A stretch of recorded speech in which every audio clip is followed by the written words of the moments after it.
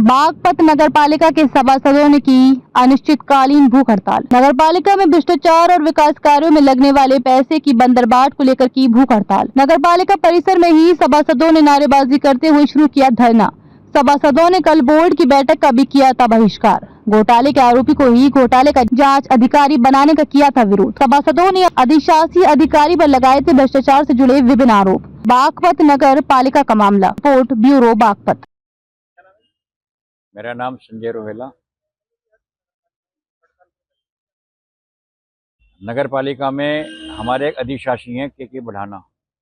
उनका ये कहना है कि मैं बढ़ाना एक ब्रांड होता है और मैं बागपत नगर का एक डीएम हूँ। मैं जो चाहूँगा अपनी मर्जी से जो करूँगा, मेरे लिए बोर्ड कोई मायने नहीं रखता है। कल बोर्ड की एक बैठक बुलाई गई थी। बैठक के अंदर अधिकतर सभासद मौजूद थे। हमारे सभी सभासदों ने ईओ साहब से पूछा कि आप नगर पालिका के 10 कर्मचारियों की सैलरी बिना बोर्ड की परमिशन के निकाल रहे हो, जो कौन सा कायदा है। तो उसने कहा कि ये मेरा लेने का एक अधिकार है। तो सभासद ने सभी ने स्टेप टू स्टेप से बात करी।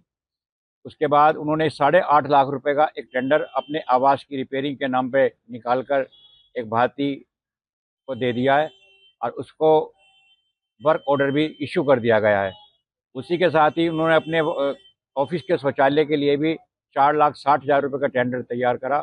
जब सभासदों ने विरोध किया तो वर्ग ला के वे कहने लगे कि मैंने अपना ये टेंडर अपने लिए नहीं निकाला, मैंने तो बाहर रोड पर बनना है उसके लिए निकाला है। जबकि टेंडर अखबार में जो प्रकाशित है वो नगर पालिका कार्यालय के लिए प्रकाशित है, जो एक तरह से सीधा साधा गबन लगता है। जो एक अधिशासी अधिकारी हमारे 10 व्यक्तियों की सैलरी निकाले हैं, उन्होंने सभी पत्रकारों की मौजूदगी में स्वीकार करा कि मैं 8 व्यक्तियों की सैलरी ले रहा हूं। तो आप 8 व्यक्तियों की सैलरी कैसे ले सकते हो?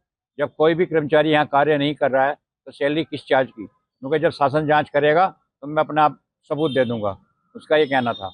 उसके बाद जब सभासदों ने कहा कि जब यहाँ पर बोर्ड है तो बोर्ड की मौजूदगी में आप उन्हें पेश करो, तो वो अपनी हठधर्मिता देते हुए सभासदों को धमकाने लगे।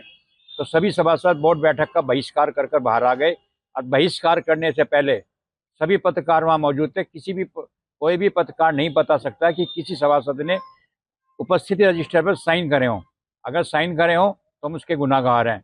लेकिन इन लोगों ने अपना हित साधने के लिए कुछ सभासदों को घर पर बुलाकर या उनके घर जाकर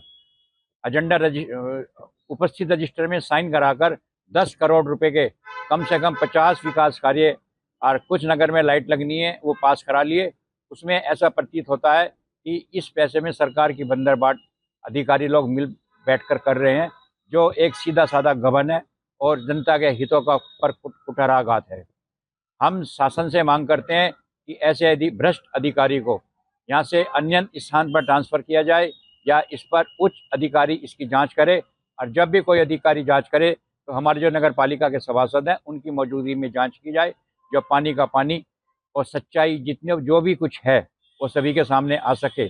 अगर इस तरह अधिशासी अधिकारी भ्रष्टाचार करते रहेंगे तो पालिका में सिर्फ बंदरबाट ही चलेगी, विकास कार्य नहीं होंगे और जो सरकार का जो पैसा है वो केवल एक तरीके से ईओ और जो पालिका प्रशासन है वो लूट रहा है, जो एक गबन प्रतीत होता है। हमारी मांग ये है कि जब तक अधिशासी अधिकारी उन 8 व्यक्तियों की सैलरी पालिका में जमा नहीं करते, राजकोष में जमा नहीं करते, पालिका राजकोष में, या आकर उन जो भी व्यक्ति किसी का भी है, हम प्रत्येक सभासद उनकी ऑफिस में रजिस्टर रखवाकर उनकी प्रत्येक दिन की उपस्थिति चेक करेंगे। जो एक जितना भी जो गबन है वो सब खुल के आ जाएगा। हम उन्हें मांग करते हैं कि हमारा जो गबन के जो आरोप लगे हैं वो उनकी जांच करके हमें इस तरह की जांच जो की गई है उसमें जांच प्रदान की जाए। जब भी हमारी संतुष्टि होगी, उससे पहले नहीं होगी। हम फिर भी प्रशासन से तुरंत मांग करते हैं कि ये अधिशासी अधिकारी जिस भी पालिका में गए हैं वहीं पर या तो इन पर भ्रष्टाचार के आरोप लगे हैं या रिश्वत में पकड़े गए हैं या जेल गए हैं। इस अधिकारी पर जब भी कोई भी कहीं भी चार्ज मिलता है तो हमेशा इन पर शिकायतों का और गबन का ही आरोप लगता रहा है। ऐसे अधिकारी को क्यों ना अन्य स्थान पर भेज दिया जाए।